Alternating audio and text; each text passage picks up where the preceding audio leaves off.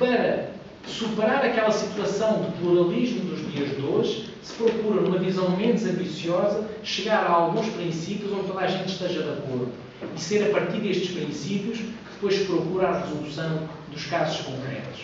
Isto é, princípios de prima facie, depois ponderação de bens, análise da situação concreta e dar prevalência a um ou dar prevalência ao outro. Qual é o risco que isto tem? Qual é o risco que estas teorias têm? Estas duas teorias, tanto no domínio da bioética como no domínio dos direitos fundamentais. No fundo, o chamado risco do intuicionismo ou do decisionismo.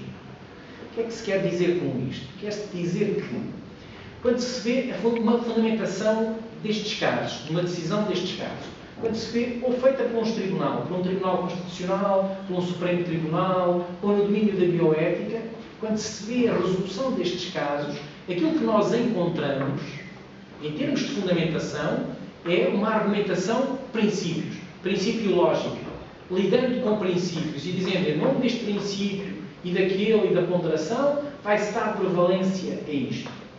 Mas, perante o mesmo caso, se um juiz decide de uma maneira, nós podemos ter ao lado um outro juiz a decidir o mesmo caso de maneira completamente diversa. Isto é, quando se faz uma ponderação de bens, nós divergimos.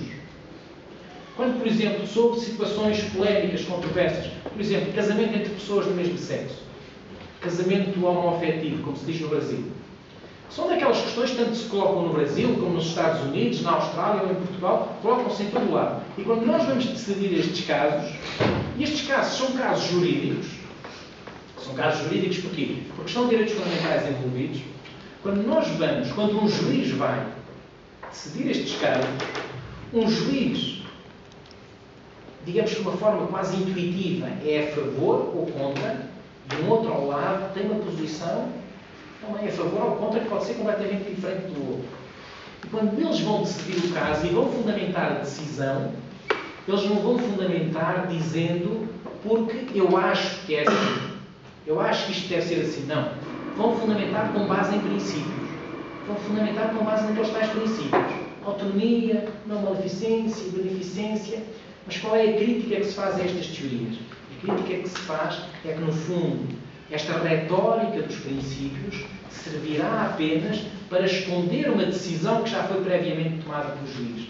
Com base em quê? Com base nas suas intuições, com base nas suas preferências pessoais, com base nas suas preferências ideológicas, com base nas suas convicções religiosas. Só que não podendo confessar que é assim, porque isso não seria aceito como fundamentação, digamos, tanto na bioética como no direito, então o juiz tem que fundamentar com base nos princípios. Mas, no fundo, acabava por ser um decisionismo, um intuicionismo. No fundo, a decisão é previamente tomada, os princípios servem como apoio à decisão, como retórica de apoio à decisão. E então, esta é, tanto na bioética como nos direitos fundamentais, a crítica que se faz a estas posições. Como superar isto? Como superar estes riscos de intuicionismo, de